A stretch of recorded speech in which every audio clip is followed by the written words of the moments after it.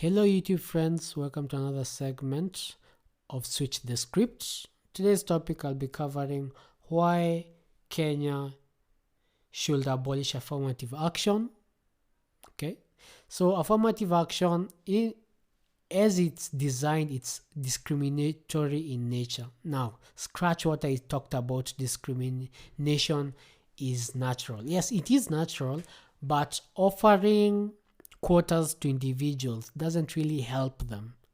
Okay, so let me give you an example. If by any chance we were to give affirmative action to the people from arid and semi-arid regions, special position in government, now there's no guarantee that actually those individuals in those areas will benefit, because there are individuals from those regions who are really affluent, and they will use that leeway to put their relatives in those positions. You'll have already met that quota, but it wouldn't have helped as much.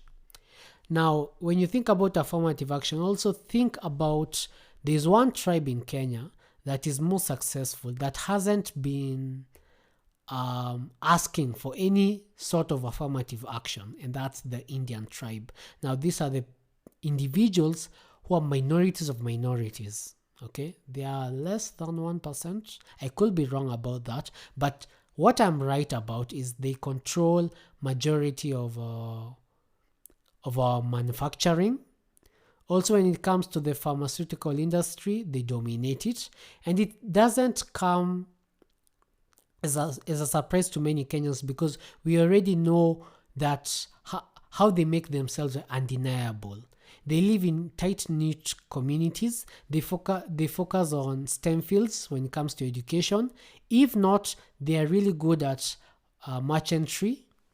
Okay, so when it comes to business, they're still good at it, and they make themselves undeniable. Okay, so they don't need your help, they don't need the government's help, they work themselves to death.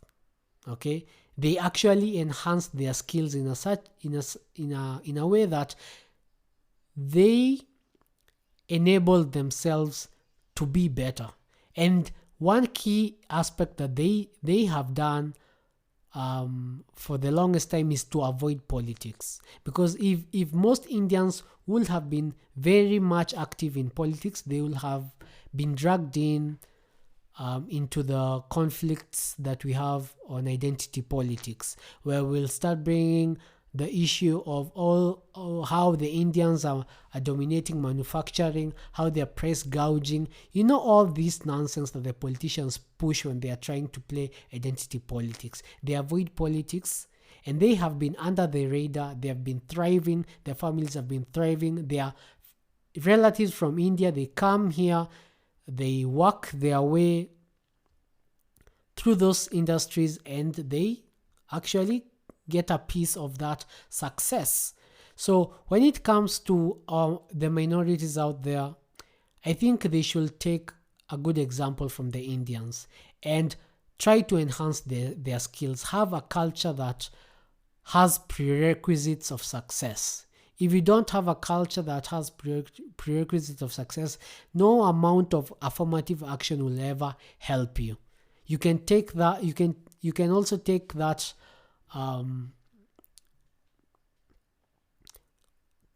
example of the Black Americans in the US. They have affirmative action, but it isn't really helping them. The other races, like the Asian races, where they are the most affluent in America, yet they are the minorities of minorities, because their culture is superior to the others. Okay, they make themselves undeniable, and I think that's the key thing that we should be focusing on.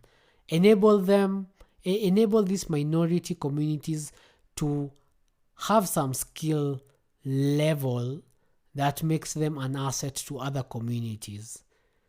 If you look at affirmative action in other parts of the world, even in China, where minorities have used affirmative action to be able to have more than one child, to have more than one child. Okay, because they say we are minorities, we're going to be wiped out, just let us have that.